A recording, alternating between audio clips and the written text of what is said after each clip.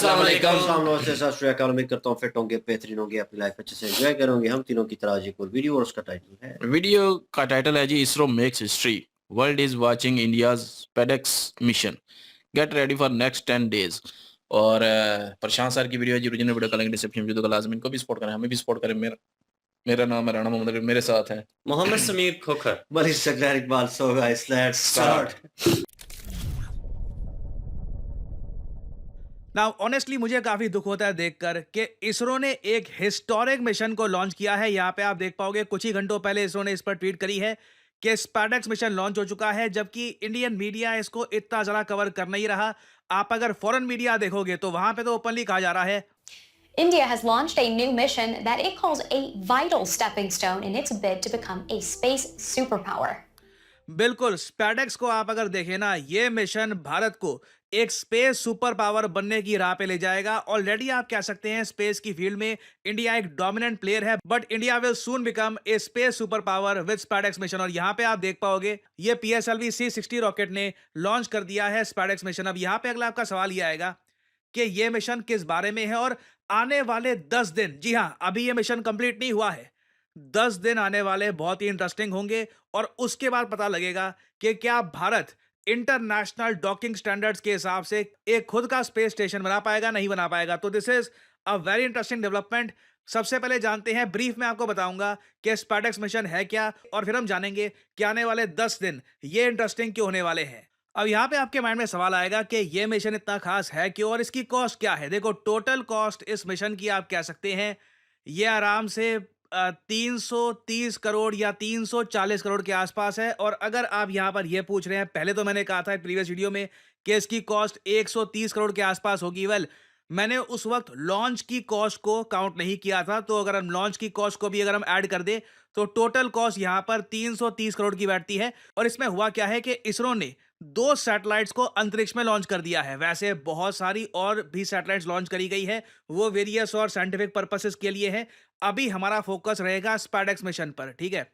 तो धरती के सरफेस से 470 किलोमीटर ऊपर 2 सैटेलाइट्स इसरो ने लॉन्च कर दी है। दोनों का वजन 200-200 केजी है, कंबाइंड वेट 400 केजी हो गया। और अब अंतरिक्ष में देखिए इसरो परफॉर्म करके दिखाएगा डॉकिंग मिशन।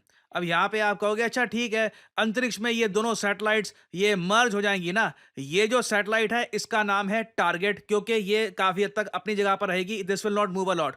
और ये जो सैटेलाइट है इसका नाम है चेसर, ये मूव करेगी इस सैटेलाइट की तरफ और दोनों डॉकिंग करके दिखाएंगे अंतरिक्ष में। अब यहाँ पे आप कहोगे अच्छा दोनों एक दूसरे की तरफ मूव क्यों नहीं कर रहे। ये जो 10-11 दिन का भी हमको वेट करना पड़ेगा। दोनों जो सैटेलाइट है ये अंतरिक्ष में तो चली गई हैं, अभी इनको 10-11 दिन लगेंगे। दोनों सैटेलाइट्स धीरे धीरे डिस्टेंस जो है कवर करेंगी और फिर इंडिया डॉकिंग करके दिखाएगा अंतरिक्ष में। दुनिया में सिर्फ 3 देश हैं जो अंतरिक्ष में डॉकिंग कर सकते हैं, USA, चाइना, रशिया, और इसमें चौथा देश बन जाएगा इंडिया। और यहाँ पे आपको लॉजिक समझना होगा, अगर दोनों ये यहाँ पे ऑब्जेक्ट्स एक दूसरे की तरफ बढ़ना स्टार्ट कर दे तो उस केस में देखिए एक्सीडेंट हो सकता है, डॉकिंग फेलियर भी हो सकता है। क्योंकि हम लोग ये चाहते हैं कि इवेंचुअली ये जो दोनों सैटेलाइट्स हैं ये और जरा करीब आए और इस तरीके से जो ये डॉकिंग मैकेनिज्म यहाँ पे आप देख रहे हो प्रॉपरली इंटरलॉक करके इंडिया डेमोन्स्ट्रेट करे दुनिया को कि इंटरनेशनल डॉकिंग स्टैंडर्ड्स के हिसाब से भारतीय डॉकिंग स्टैंडर्ड काम करता है। हम लोग कल को कुछ भी अंतरिक्ष में क्रिएट कर सकते हैं and we can even make our own space station. ये जो सारा एनिमेशन है ये इसरो का मैं आपको दिखा रहा हूं।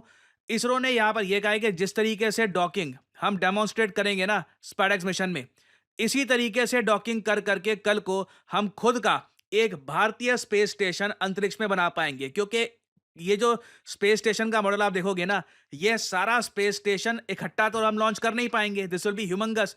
यहाँ पे आप देख पाओगे डॉकिंग करके ना, एक डॉकिंग यहाँ पर हो रखी है, एक डॉकिंग हमने यहाँ पर करी है, यहाँ पर बहुत बार डॉकिंग करके इंडिया खुद का स्पेस स्टेशन अंतरिक्ष में बनाएगा। International space station, Chinese space station सभी इसी तरीके से बनते हैं। और अगर यहाँ पे आपका सवाल ये है कि ये इंटरनेशनल डॉकिंग स्टैंडर्ड क्या होता है और ये भारतीय डॉकिंग स्टैंडर्ड क्या है, ये मैं आपको थोड़ा सा समझाता हूं। अंतरिक्ष में डॉकिंग करना देखिए बहुत ही मुश्किल कार्य है। 1970 से ही आप देख लीजिए कई कंट्रीज लगातार फेल हो चुकी है अंतरिक्ष में डॉकिंग करने से और उसकी वजह से एक्सीडेंट्स होते हैं। काफी बार एस्ट्रोनॉट्स की जान खतरे में भी आ जाती है। फॉर एग्जाम्पल इधर आप देख पाओगे 1974 का आर्टिकल है, उस वक्त यूएसएसआर के जो एस्ट्रोनॉट्स थे ये धरती पर वापस आ गए थे क्योंकि स्पेस डॉकिंग अंतरिक्ष में फेल कर गई थी।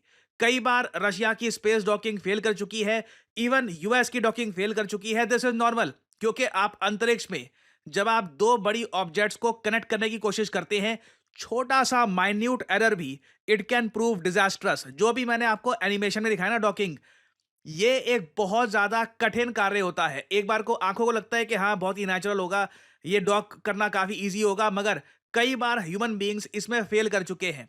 और इसलिए 2010 में दुनिया ने बनाया इंटरनेशनल डॉकिंग सिस्टम स्टैंडर्ड। इसके अंदर देखिए दुनिया भर में कोई भी देश अगर डॉकिंग मैकेनिज्म खुद का बनाता है तो सर्टन मेजरमेंट, सर्टन तरीके से एक डायमीटर लेकर उसको अपना डॉकिंग बनाना होता है, ताकि कल को अगर कहीं भी किसी को डॉक करना हो, अगर मान लो इंडियन किसी सैटेलाइट को डॉक करना हो इंटरनेशनल स्पेस स्टेशन में या फिर किसी और कंट्री के स्पेस स्टेशन में, तो वहां पर प्रॉब्लम ना आए। बेसिकली साइज में यूनिफॉर्मिटी इससे आ जाती है। और एक इंटरेस्टिंग बात मैं आपको ये बता रहा हूं, भारत ने इंटरनेशनल डॉकिंग सिस्टम के अंडर कोशिश करी कि डॉकिंग टेक्नोलॉजी हम इंपोर्ट कर ले बाहर से, मगर उसमें हमको इतनी हेल्प मिली नहीं। कंट्रीज अपनी डॉकिंग टेक्नोलॉजी एक्सपोर्ट करना चाहती नहीं है, क्योंकि जैसे मैंने आपको बताया दुनिया के सिर्फ 3 देश हैं जिनके पास ये टेक्नोलॉजी है खुद की। तो इंडिया ने खुद का भारतीय डॉकिंग सिस्टम बनाया जो बिल्कुल इंटरनेशनल डॉकिंग स्टैंडर्ड पर बेस्ड है। तो इसका मतलब ये है, इससे हमको मिलती है फ्लेक्सिबिलिटी। कल को अगर हम किसी और कंट्री के साथ कोऑपरेट करना चाहें या फिर कोई मान लीजिए कोई बड़ा प्लान बनता है जिससे हम मर्ज भी करना चाहें स्पेस में सैटेलाइट्स या फिर कोई और बड़ी ऑब्जेक्ट, तो ये भी हम कर पाएंगे। तो अब यहाँ पे आप समझ पा रहे होंगे कि क्यों इसरो स्पैडेक्स मिशन को ऐतिहासिक कह रहा है। और ये अनफॉर्चुनेट बात है कि हमारे देश भारत में ना इस मिशन के बारे में इतना एंथुजियाज्म है नहीं, क्योंकि जो टेक्नोलॉजी हम डेमोन्स्ट्रेट करने वाले हैं इसको डेवलप करने में बहुत समय लगा था और आज भी कई कंट्रीज इसको परफेक्ट नहीं कर पा रहे। तो आने वाले 10 से लेकर 11 दिन ये बहुत ही इंटरेस्टिंग होंगे। हमको पता लगेगा कि क्या इसरो इस टेक्नोलॉजी को परफेक्ट कर चुका है, क्या हम इंटरनेशनल डॉकिंग स्टैंडर्ड्स के हिसाब से अंतरिक्ष में डॉक कर सकते हैं। और इसकी जो वीडियो है ये मैं आपको बता दूं पूरी दुनिया में तहलका मचाएगी। तो मैं आप सबको कहूंगा देखिए, जिज्ञासा रखिए इसरो क्या कर रहा है, सपोर्ट इसरो एंड होप कि आने वाले 10-11 दिन में हमको एक और अच्छी न्यूज़ सुनने को मिले। कुछ अपडेट्स आती हैं तो इससे रिलेटेड मैं आपको अपडेट्स देता रहूंगा। अब थोड़ा सा मैं यहाँ पे ये ऐड कर रहा हूँ, अभी इस टॉपिक के बारे में वैसे मैं आपको और जानकारी दूंगा नए साल में। स्टडी आईक्यू के ही अंडर मैं आपको एक नए चैनल पर दिखूंगा। ये मैं इसलिए कर रहा हूँ ताकि अभी देखो स्टडी आईक्यू में बहुत सारी वीडियोस अपलोड होती हैं और काफ़ी बार आपको मेरी वीडियोस ढूंढने में प्रॉब्लम भी आती है। तो स्टडी आईक्यू के ही अंडर हम एक नया चैनल ओपन करेंगे जहां पे सिर्फ आपको मेरी वीडियोस मिलेगी, ताकि आप आराम से सभी वीडियोस देख पाए और सभी वीडियोस की नोटिफिकेशन आपको आराम से मिलती रहे। फाइनली आप लोगों से यहाँ पे मैं एक सवाल पूछूंगा। क्वेश्चन ये है कि कौन सा देश है जो दुनिया की 14.3% ग्लोबल रेमिटेंसेस अकेला लेकर गया है 2024 में। रेमिटेंस होते हैं कि किसी कंट्री के वर्कर्स जो अपने देश से बाहर जाकर पैसा कमाकर वापस लाते हैं अपने कंट्री में।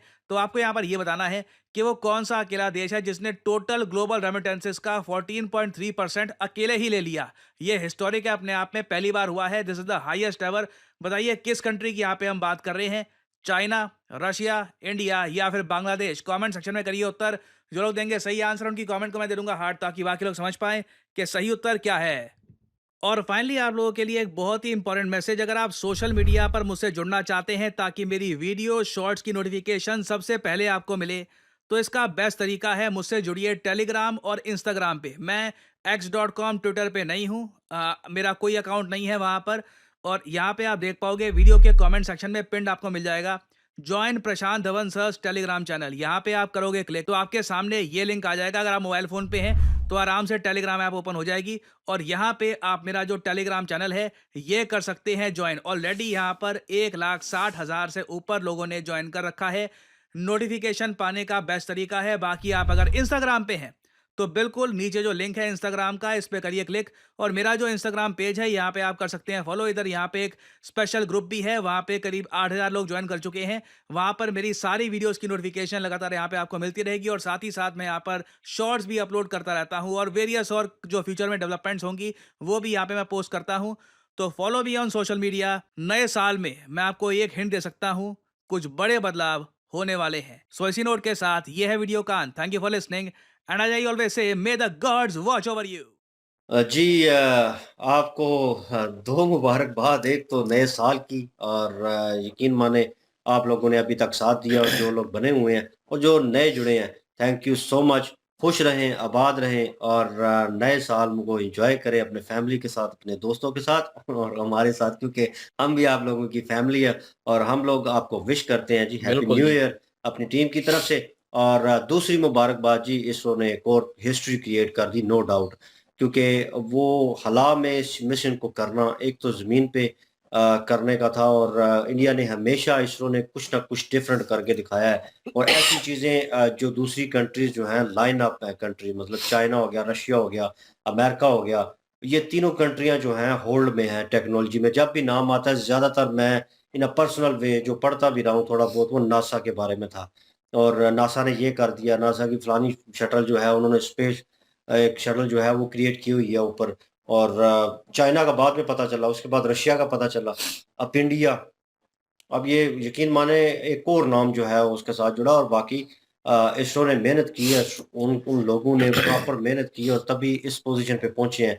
आहिस्ता-आहिस्ता इंडिया जो है वो हर चीज़ में आगे जाने की वो कह लें कि कोशिश कर रहा है, और उस कोशिश में कामयाब भी हो रहा है, और नाकामी का मुँह भी देखना पड़ा, क्योंकि जब बंदा कोशिश कर रहा होता है, और ये जो मिशन उन्होंने भेजा है, ये डिफ़िकल्ट होगा मेरे ख़्याल में।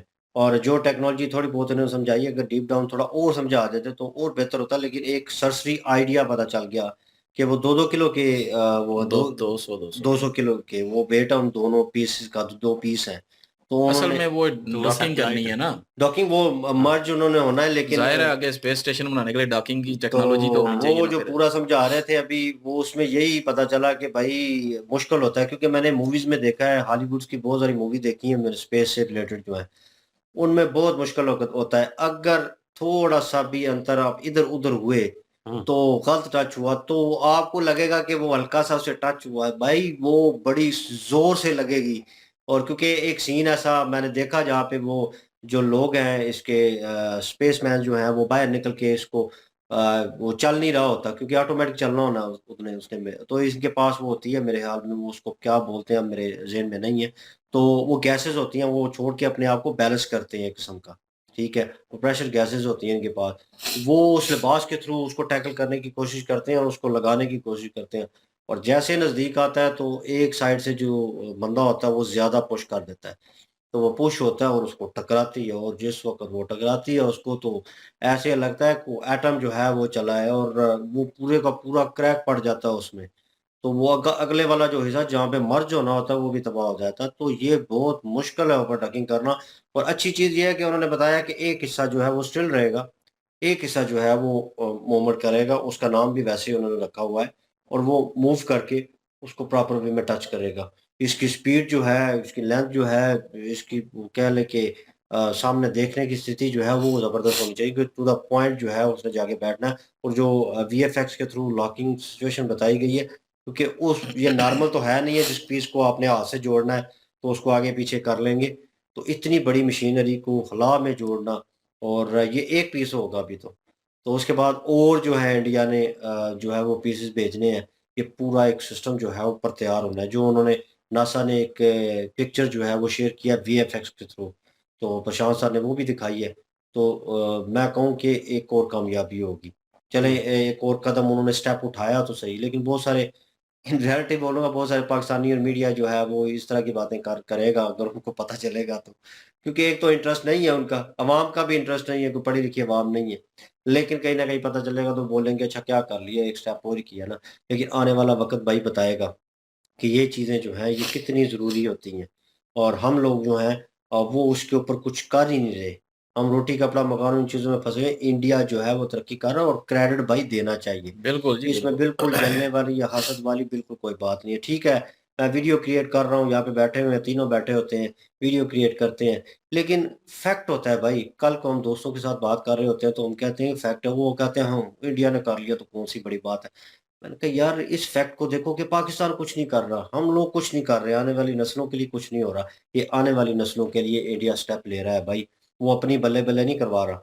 वो आने वाली नस्लों को एक सिक्योर जो है वो क्या है कि मुस्तकबिल दे रहा है, और जो आने वाली नस्ल है वो देखे कि भाई इस फील्ड में आएगी, अपनी टेक्नोलॉजी दे रहा है। अपनी टेक्नोलॉजी। तो बिल्कुल इसमें तो कोई शक नहीं है जी। मुबारकबाद आप लोगों को, अगेन आप लोगों ने हिस्ट्री क्रिएट की और आने वाले वक़्त में भी करेंगे। और आप लोग कहेंगे कि हमारे लिए तो जो है ये क्रेडिबिलिटी जो है एक किस्म की घर की मुर्गी दाल बराबर वाला हिसाब हो गया। नो डाउट जब बंदा इस तरह की अचीवमेंट कर रहा होता है, एक मुल्क जो है वो कर रहा होता है, तो उस पे प्राउड फ़ील होता है। एक बार बंदा कहता है इंडिया ने किया, वो पता था मुझे कर लेगा। तो हम भी वो फ़ख्र चाहते हैं, लेकिन वो फ़ख्र होता नहीं, क्योंकि इन रियलिटी आप भी कमेंट्स में बोल रहे थे कि रोटी कपड़ा मकान के पीछे भागने वाली कौम है, तो इसमें कोई शक नहीं है। मैं इसको एक्सेप्ट करता हूँ, क्योंकि हम लोग उस दलदल में फँसे हुए हैं। आने वाले हुक्मरान थे, उन्होंने फँसाया और सब कुछ हुआ। अभी भी करंट सिचुएशन वैसी ही चल रही है। हम निकल नहीं पा रहे। हम भी निकले होते, हम भी 19-20 का फ़र्क होता, तो इस टेक्नोलॉजी में हम भी कहीं न कहीं होते। ठीक है? लेकिन वो तरक्की की दौड़ में होते, ना कि जंग की स्थिति में या इस तरह की सिचुएशन में होते। नहीं, वो टेक्नोलॉजी की जंग होती ना हमारी, मतलब बिल्कुल, कि आपस हाँ। में कंपटीशन होता। आगे कंपैरिज़न कॉम्पिटिशन होता वो चीज़ बिल्कुल, होती, अभी तो लेकिन कोई मैं कहता हूँ कि दूर-दूर तक कोई कंपटीशन बनता ही नहीं है इंडिया-पाकिस्तान का। No doubt. और सबसे बड़ी बात है कि जो शुरू में इन्होंने कहा कि इंडियन मीडिया जो है वो न्यूज़ ही नहीं दे रहा, और इंटरनेशनल मीडिया जो है इस चीज़ पे न्यूज़ दे रहा है।